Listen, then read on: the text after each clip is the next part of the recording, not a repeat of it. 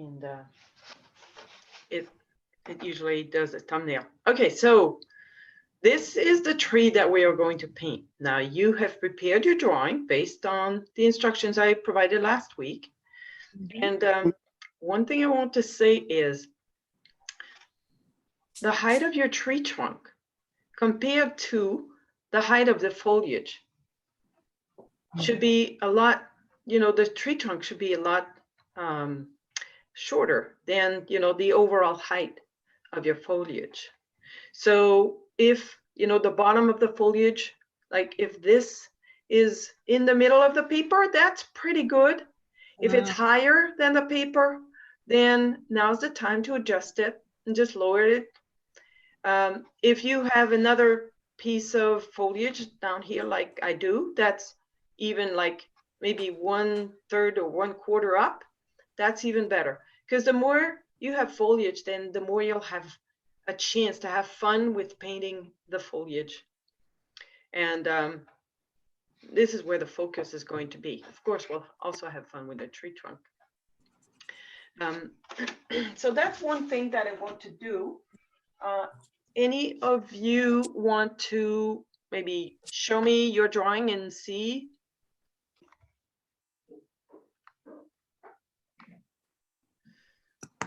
All right, so watercolor paintings. So I've gathered these watercolor paintings from other people to show you, talent that's out there, and also inspire you to aim for, much better than what I can teach you actually. And, find your style that you'd like. So this here is an actual watercolor painting. Can you believe that? Wow. Look No, how I dark, can't. how Wow. dark are the darks. It's the That's gorgeous. It's unbelievable. Yeah. Look at the different colors. Yes. It's actually a painting that I would qualify as a tonalist painting because all the colors are very subdued. Yeah. You can recognize the green very easily, but the rest of the colors are just like almost like all different kinds of shades That's of gray. beautiful. Isn't it Yeah, beautiful? Unbelievable. The way the leaves on the trees and everything, it doesn't look like it would be watercolor. Right. And you can't really see the single leaves. See No. this tree, how it was painted in mass. A mass of leaf that creates, what our eyes see as trees. It's what we're learning right now with you a little bit, right? Yeah. And see how the foreground, so all the trees and the little paths, that's all very well defined. And Wow. then the further away, everything that's behind it is very, very subdued, and it goes goes very far away because of the tone, the color, and the value that's not saturated at all. Perfect. So this is by Marion Kavanagh, Wachtel, painted Beautiful. in 1912. Imagine that, 100 years Wow. ago. Unbelievable. So this one here was painted more recently. And this is a waterfall. Look at that. Vero Beach, California. Rushing Water by Joel R. Johnson. And it's painted with transparent watercolors. So some watercolor have a pigment that is quite opaque and some that are more transparent. I want to show you a little closer. Let's say I go to 200. I want to show you the water. You can almost hear it. Look at this. Whoops. Unbelievable. Sorry. Oops. Well, I like that one. Wow. So look at all the colors that are in the water. There's some nice indigo, some nice violet. And at the bottom, you can see the blue and kind of almost orangey color where you can distinguish some of the rocks because it's so shallow on the sides. And that's beautiful. Oh, Yep. One day. those rocks. Yeah. And the rocks on the side. So when painting something like this, one thing that's very important is to decide, so which which direction is the sun coming from? And what do you think? Does it come from the left or from the Right. And does it come from the front or from the back? On the front. Are you Front. sure it comes from the front? Back, I think. Oh, that's, That's true. That's a trick question. Well, look at the bottom of the waterfall. Mhm. If the light came from the front, the bottom of the waterfall would Would be- probably be sunlit a lot more right. Yeah, than yeah. it is now. So it's on the left. my light is slowly fading anyway. So it's, So anyway, I'll say it's. here's another one. Oh, I love that one. Big boy. Oh, that's cool. That is so unbelievable. Whoa, This these is- are large. Yeah. So this is 22 by 30, so full sheet. Chris Wow. Krupinski, Kravinsky? yeah, caramel apples. Oh, Look at the quilt and all Yes. the folds. the folds and stuff. How do you, it's hard. Well, key is observation, Yeah. observation is key, and also just this is a detail-oriented person. Mhm. Now look Oh, at I this love Cafe that. Cafe. Oh, Completely pretty. different style from the previous one. Oh, Oh, that's beautiful. I Little love cat. it. Radhika Srinivas. Look at those lamps, the light Unbelievable. poles, and Mhm. how they are like suggested, and the edges of them, like where the light is so soft. So this would also be considered a tonalist painting. Now, what colors are prominent in here? Red, is that like a maroon? Yes. Maroonish. And I'm gonna say white, but that's probably not right. Well, the white is one that's very prominent, but there is another color. Look at the people sitting at the tables. Blue, Yes. okay. blue. So the maroon that you mentioned, I mean, we have a standard palette that we use with the ultramarine blue, alizarin crimson, and canyon yellow medium. But there is a palette that is Palette des Vieux Maîtres. So the master's palette, their red is actually a maroon red. Beautiful. And so complementary to this red orange is the blue, the blue that is it's a little bit purplish. So you could probably paint this whole thing with just these two complementary colors. So I love that red or maroon. really nice. Yeah. Oh, Ooh, God. Yes. Susan Stuller. How do you make those bubbles? God, Wow. that's Yeah. unbelievable. that is. Watercolor. That is such talent. This Wow. requires a lot of planning in order to accomplish this. But I want to bring your attention to the colors. So what is the most prominent color? Well, The one that sticks out, the orange. Yes. Orange, red orange. the red orange. So this red orange also appears a little bit in the bubbles on the right, very faintly, but it appears in the bubbles on the right because of the reflected light. So these Oh. bubbles, the color of these bubbles are colors that are picked up by, from the environment, from the surrounding. So that's why some of them have some yellow on it, because this kid has this orange yellow, a jacket on. Beautiful. Oh, Look at this size, 41 by 29. So there's actually a whole section on the left that I did not keep here. It's like the background. But look at this portrait. Wow. says it all. I'm gonna go. Looks like a photo. Yeah. Yes, I'm gonna go here to show you a little bit. Look at this jacket. Look at all the Beautiful. detail on here. So there are edges that are lost and found Mhm. Look at his in the face. face. Look how Wow. there is some blue in the face, and it works. Yeah, Mm-hmm. Yeah, his ear, inner ear. Yep, yep. Bet you he has Beautiful. hair in there. And the hair. Oh my goodness. Yeah. So some people have a lot of patience and a lot of talent, and they can do anything with watercolor. Wow.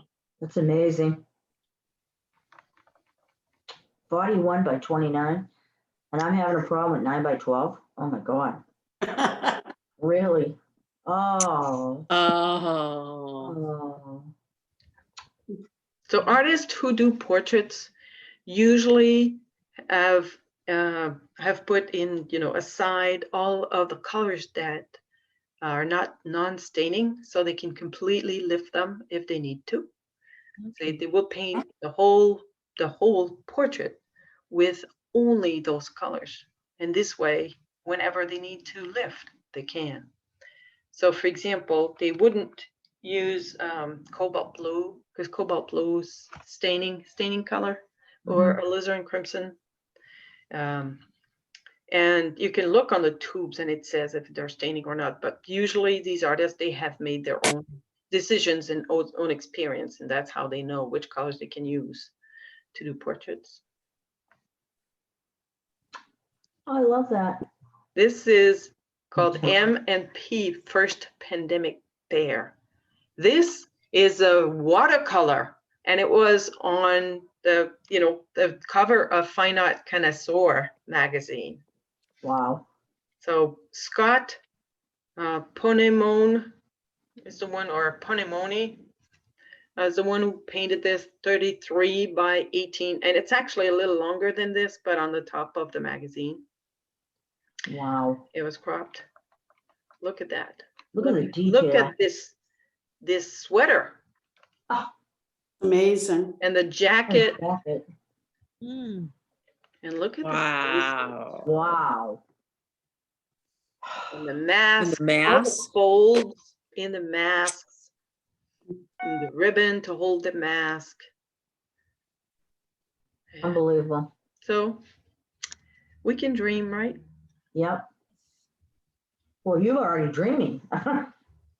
Well, I actually, so these are the colors I've prepared using ultramarine blue, alizarin crimson, and cadmium medium yellow. So this is my yellow. And then here I have lime green. So in my yellow, I put just a teeny bit of my ultramarine blue. And then here I prepared, it's almost like a teal color. So in this, I put a lot of blue and a teeny little bit of my yellow. And I also prepared a little bit of my red, alizarin crimson, and a little bit of my blue, which is ultramarine blue, because we will use those to mix with the other colors at some point. Now on here, you can tell that this is very opaque, and so is this, and this is pretty good too, but these are a little too thin. So if you haven't prepared these, or if you think this is what I'm asking for, well, no, it should be darker, such as. Now, have you noticed how when you paint with watercolor, it always dries lighter than you actually painted it originally? So Yes. see, now I have my red and my blue that are more like what I would like you to prepare. All right, now I'm going to assume you have colors, unless you are going like this and say, ah, no, okay. So we're good. Very good. And I'm going to direct the camera towards my paper now, and I'm going to show you the first step.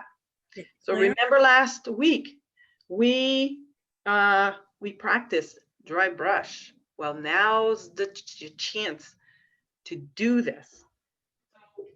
I'm going to use, let's say, I'm going to use this round brush, which is, it's not super big. You can use one that's a flat brush. It could work too.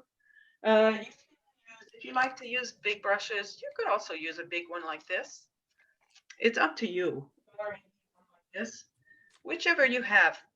But I don't recommend that you use a small little thing like this because it's going to take you too long and you're not going to be, it's going to be much harder to accomplish what we're trying to accomplish here.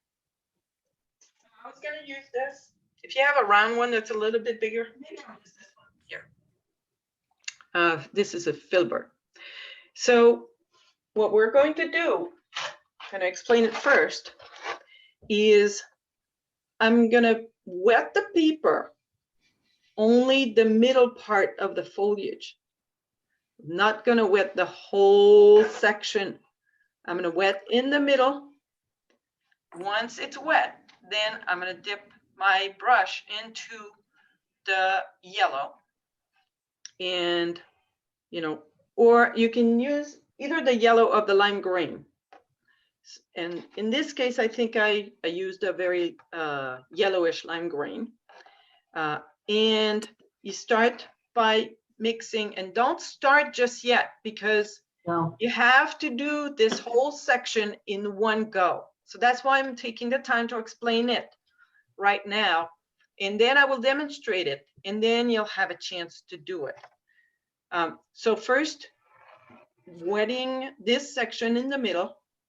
Now, and then take, so dry your brush and take some of the lime green and start by painting the middle part in the watery area. Then you can dry your brush on your paper a little bit and then continue painting by going outside the line, and that's how you're going to be able to create those dry brush marks. And then once this is done, while it's still wet, you dip into your dark green or teal color and make sure that it's not too wet. And you continue painting now in this area, because imagine the light is coming in this from this direction. So go like this and mix the two while it's still wet. So you should not have too many hard edges like this, more like soft edges like over here. And if you cannot do the dry brush, that means your brush is too dry, too wet. So dry it on your paper towel, and then you can, you can go like this. When doing the dry brush, it's really hard to do it this way. So going like this in all sorts of directions is better. So we're only going to do this part. I'm only going to demonstrate this section. And then, but then after that, we're going to do this section the same way, and then this section the same way. All right. Any questions so far? No? So I'm going to demonstrate doing this tree in the springtime. If you prefer to do it in the fall time, then you should use these colors, but I'm not going to explain how to do this one. I will suggest, however, that you do it as your homework. All right, here we go. Now you can see my screen, right? My paper. Yes. You can see my palette. Yes. All right, so I'm gonna hope that it doesn't run too much. And if you cannot hear me, please tell me.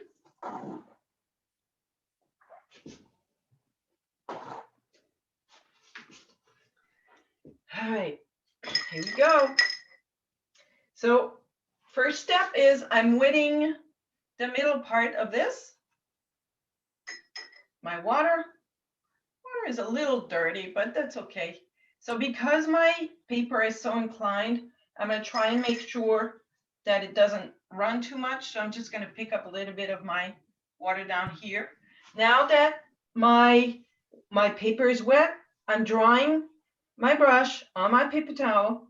And now I'm going to use the lime green, maybe a little yellow with it. So my lime green, yeah.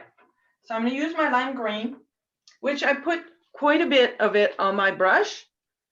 And oops, still have water that might run. So I'm painting in the wet area, starting in the wet area.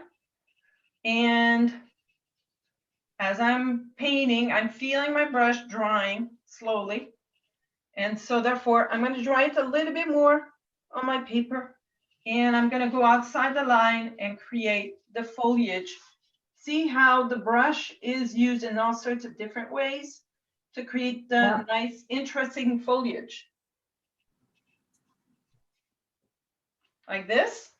And now, before it dries, I have to use some of the nice teal color that I've created.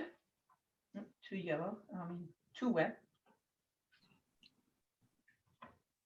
So if it's too wet, it's gonna run. And so the light comes from this direction. So I want to put it underneath here. And it's wet into wet. And I want to make sure that I want to put it over here. Now this is creating some effect, but because my brush is so wet, it's not doing the dry brush. Now it's working. Yeah. Are we supposed to be doing this? No, Oh, Oh, okay, because I started. well, continue then, don't stop. But Okay. I'll give you time to do your own.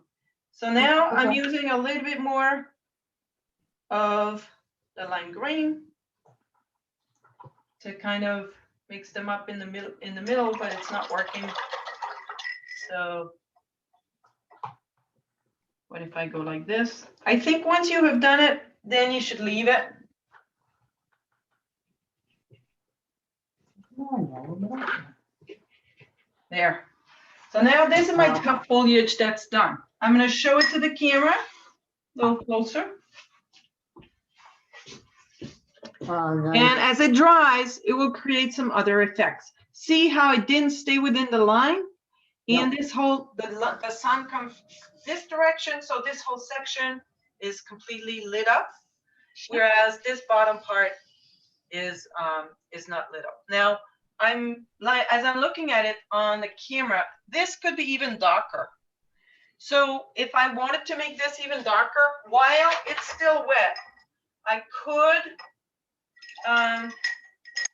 just going to use this smaller brush here. I could put a little bit of red in my teal color. And it's probably not going to work because it's dried up now, but you could add a little bit of a mix of your red into the teal color and create those effects of little darker, but make sure that your brush is a dry brush. So to do this, you have to dry it on your paper towel. So now gave me something like this, where now I have a little bit of a darker area. At the very bottom, I didn't go over the whole dark green. Right. And dark green is yellow, blue, and a little red. Well, this dark green here was actually a teal color that I mixed. So a lot of blue, a little yellow. Okay. And then at the end, I add a little bit of red into it, You're red. just for this area. Oh, yeah. I think this is dark. I don't know how to make that dark green. Dark green is a lot of blue and a teeny little bit of yellow. It's nice Yeah. teal color. All right, so you can see my screen. And this is my palette. So I have my colors. I have my lime green, I have my yellow, I have my blue and my teal and my red. And I'm going to start with a clean brush. I'm actually going to try this other brush here. This is a Singer Sargent brush. So with this brush, it's almost impossible to go wrong, right? Mm-hmm. John Sargent, he did such great watercolors. Oh, Okay. incredible work. So I'm waiting. So I invite you to proceed at the same time as me. but if you Okay. prefer Try. to wait after, you can do so as well. So I'm gonna wet the middle of this. I don't wet the whole thing, just the middle. And I'm also gonna wet the little puff here. And without further ado, I'm dipping into my lime green. And I'm painting with the lime green. This lime green is more yellowish, actually, than the upper part. So I'm painting with the lime green, trying to make sure that I save an area in the middle. And now I'm gonna dry my brush onto the paper towel, but I still have a little bit of that yellowish color that I'm gonna dry brush like this. You have to work fast, otherwise it's gonna dry up on you. And now using the teal color, I'll So paint fast. the bottom part.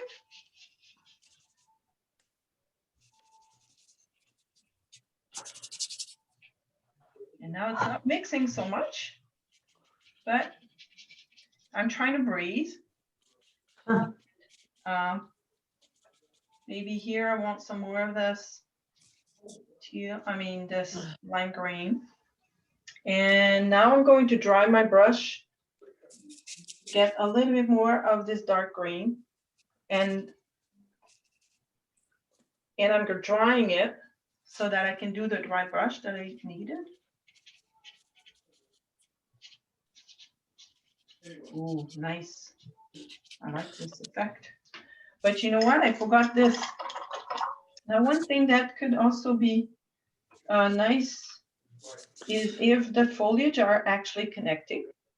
I want to do this with a brush that is almost dry. So I'm going to have the two foliage connecting here. It's kind of interesting. And now I'm going back to my lime green because I should have done this. I heard a sound. I forgot to do the little blob at the bottom. Yeah, me too. Well, that's okay. I'm doing it Shoot. now. We have to re-wet it again if we forgot it? No. The little blob is, A blob. it's just a little blob. It's no big Mine's deal. dry. Me Just, too. mine didn't dry up. Creating some interesting shape is the idea here. Remember, don't paint with just the tip of your brush. You can, and if you want to have the extra dark, you can add a little bit of red to your dark teal, and maybe just a dab here and there where it's a little darker. Doesn't have to be everywhere. Remember, the light comes from this direction, hitting those foliage, so it would be more like over here that you'd have some darks, maybe a little touch here and there. See how I'm painting with the side of the brush? Well, I hope you're enjoying this as much as I am. I could go on forever. Okay, so now I've painted the middle foliage and the little puff. You guys have any questions? Oh, No. Hopefully we connected it though. For the twigs, this is what I suggest you try. And I think we practiced this last week already, but we're going to practice it again before we do it on our tree.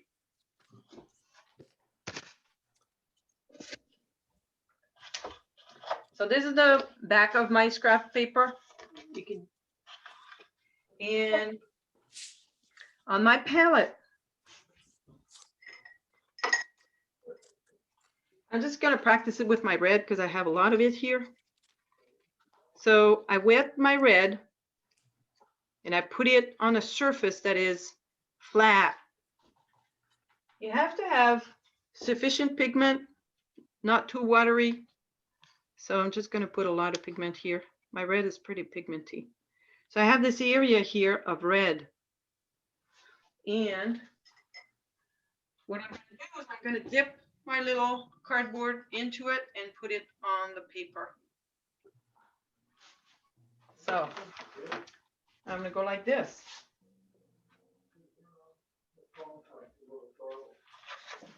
And have an instant twig, straight. So the more you do, the more you practice. So you can do one, but then you can do another one with the same. So you can do multiples. Sometimes they get very, so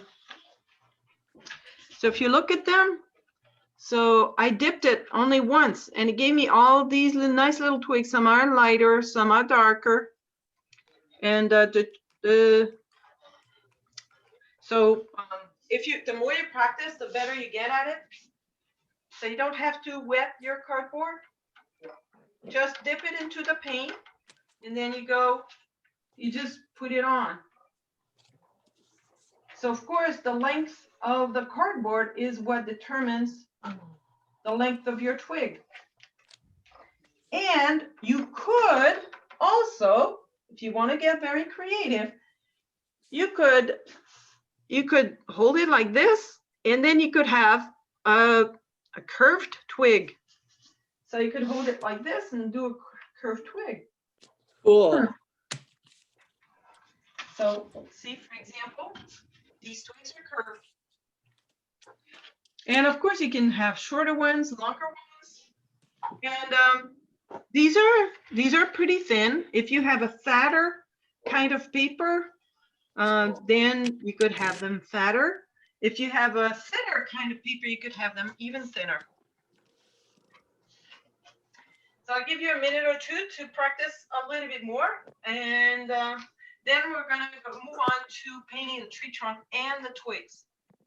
I have a question, Claire. Last week you mentioned also, once you hit the paper with it, you can drag it up to You just could. create another effect. Yes, that's true. So I'll demonstrate that too. I have not tried that yet. That didn't So work. I dipped it into the water, so you could, hold it and then drag it to create a longer twig, but this is tricky because it could easily go like this Yeah. and create this instead of this. Yeah, I don't like Ooh. that. Practice, but if you just touch it, No. and the longer your cardboard is, then the longer the twig could be. And then, you can create one that's curved like this or like this.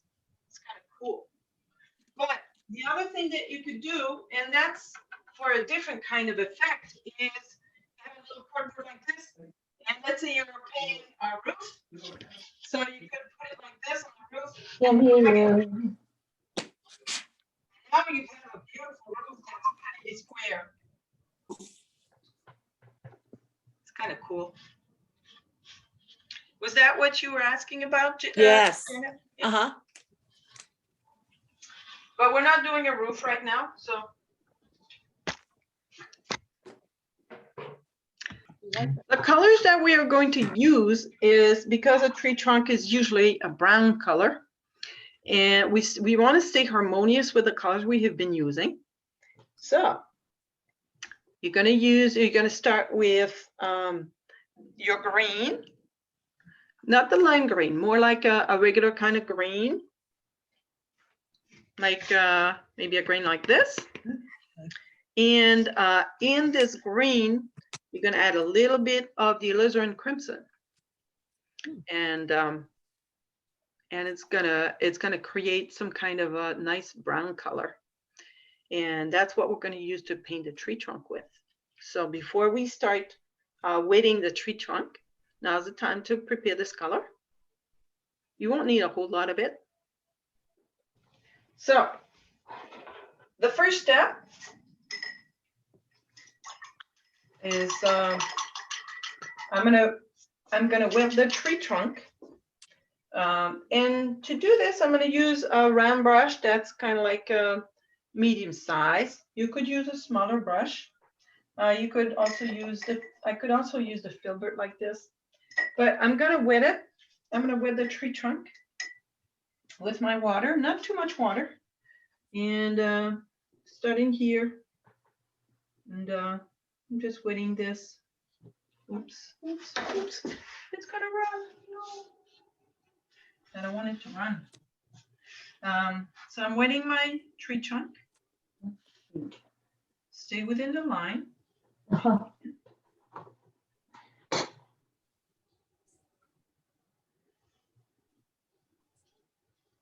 Yellow.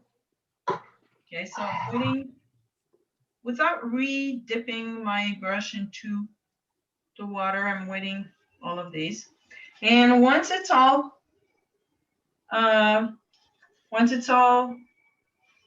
wet, then I'm going to use some of my nice brown that I created. That's quite deep actually. And I'm going to paint my tree trunk. Look how beautiful it is. Beautiful color. And it's quite dark.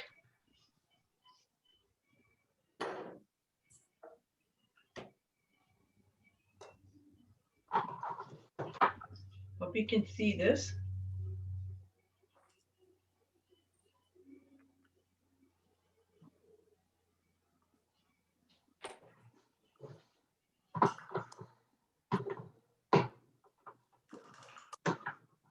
Now up here in these branches, I'm actually going to add a little bit of ultramarine blue to make it a deeper, cooler color. But right now I'm just doing a first layer. And working fast is not a bad idea. I think I've done pretty much everything. Twigs. And I'm adding a little blue to my brown to then go over these sections that are up here. Still wet on wet as much as possible. No, I'm red. So that it appears to be cooler in color.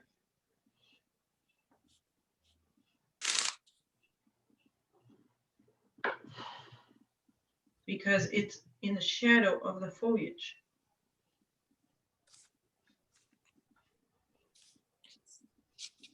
You don't want to go completely to the bottom with this. And because the light comes from this direction, now, oh, I just realized I have to make sure that this doesn't end abruptly. Excuse me.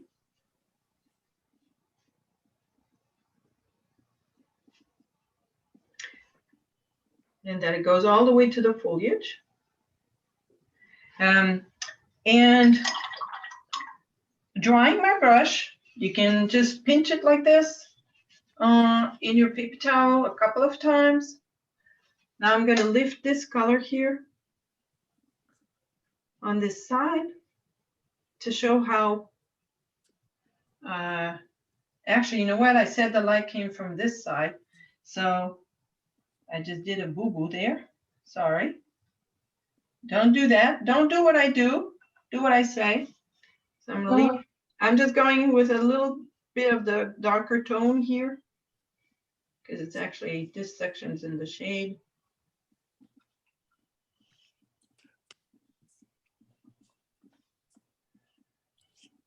This side.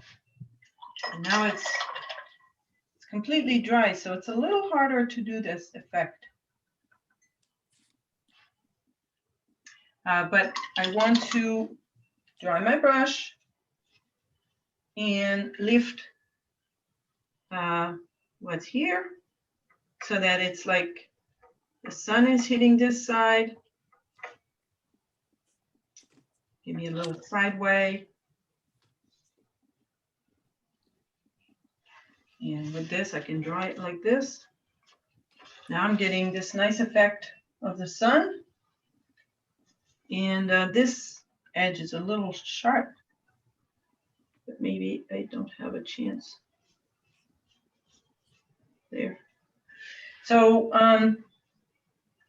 over here, this is more like in the shade. So when you retouch it, you gotta make sure you have enough pigment to do this.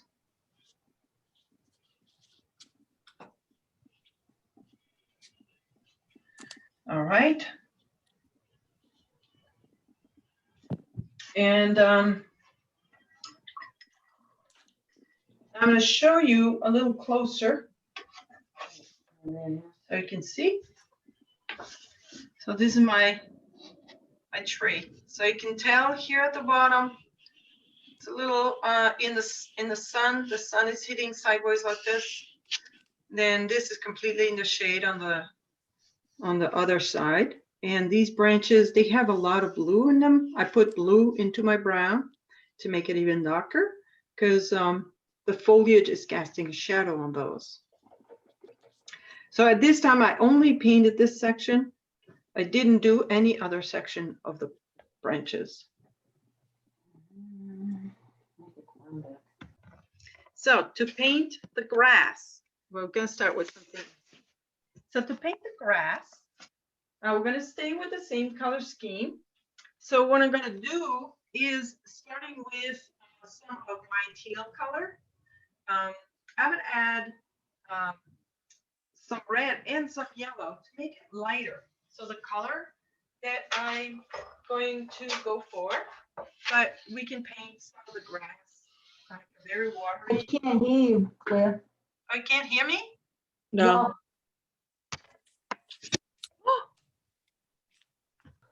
All right, so can you hear me now? yes, Yes. Okay. So to paint the grass at the bottom, we can use some of the green or the dark green with a lot of water here. And when you add a little bit of red and yellow, you can have a warmer tone. In the other example that I have here, I have an even warmer tone with almost an orangey color. But of course, this is a fall scene, so it's normal that some of the leaves might have fallen on the ground. So what I'm going to do is I'm going to start with some of my teal color. No need to wet the paper for that. I'm going to take this nice brush, use some of my teal color or dark green, and I'm going to dip it in the water and remove some of the pigment from my brush. Now using my brush sideways, this is how I'm going to do this. I'm just going to go down, down, and add a little bit of grass. And on the other side, I'm going to add a little bit of yellow, or you can use a lime green. Again, I don't want to have too much water, so I'm going to dry my brush a little bit. And I'm just going down, creating some, little effect like this. So the important thing is that your tree looks like it's actually in the ground. So now I've painted this grass area like this. Very simple. And now I'm going to start painting some of the twigs. And so the first thing that I'm going to try and use is my little cardboard that I have, which is, it's a cutout of watercolor paper. To paint those twigs, we want to have a very nice, deep, dark color. So the mix that I'm going to use is I'm going to start with some nice teal color or dark green, and I've added some of my red to it. Gives me a very dark brown. And in this color, if I add some blue, it's going to be even darker. So you can tell here that I have my nice brown. This is created by mixing my green and my red. And then when I add even some ultramarine blue, it goes even darker. So that's what I want. And this color should be very thick, should not be too watery. So this way, it's gonna be very, very, very dark when you put it on your paper. And so I know that I have all of these branches here at the bottom that goes in all sorts of different ways. But I want to add branches here in between. And those branches, if I were to add them with my little cardboard, which I think might be the right length in some area or some of it. So I make sure that I dip it into this very dark color. And with this, I can go here and do this. Some of it will go a little higher, some of it will go a little, and then lower. Some of it would be curved. And now I ran out of paint on this, so now I'm gonna make another batch. These ones will be a little shorter. I took the other side of my cardboard and go here maybe.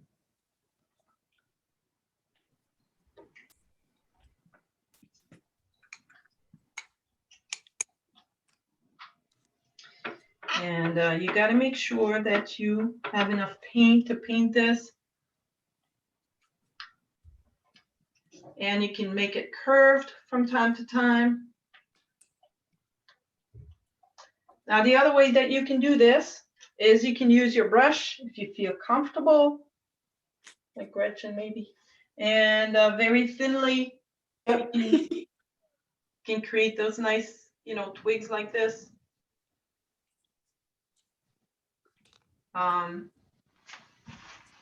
And some of them are going to be very dark and some of them are going to be very light. Oh, this is a very not thin, not so thin one. It's harder to do this with the brush. But the more you practice, the better you get at it. And then there will be also some twigs down here, and those are better done with, the cardboard. So I'm gonna make sure that I have enough paint here. And that it's a nice and dark, thick color. And I'm gonna dip it in here. I wanna have those twigs that come out of these lower branches here too. So we can do this. Some will go out of the page. Some will be coming like this.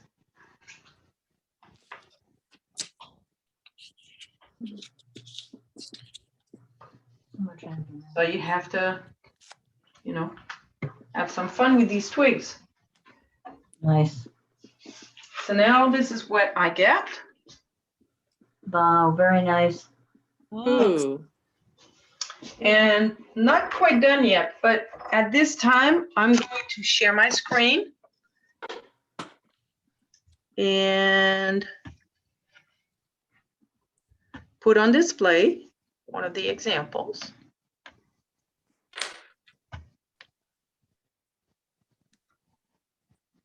Whoa. I think this is a good example. Yes. That's a nice one, yeah. So I'm just gonna put this on display. Make sure it's large enough. So I could. Can you send us that? Well, this is already available on the class recording. So Okay. last week, and I will send it again this week, but on the class recording page of my website, there is a PDF document that shows the different stages of drawing the tree. Okay. And on the very last page, there is this example of the painting, of the watercolor painting, and there's also an example of the acrylic painting of the tree. Beautiful. I hate my truck.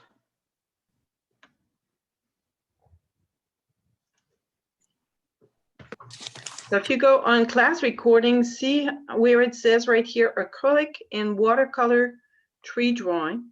Okay, If you click yeah. on this, Mhm. it opens a file. And then On the second page, it has the different steps for the drawing. And on the last page, you can see the watercolor and the acrylic version of the tree. Excellent. So that's where you can find the example. Okay. Thank you.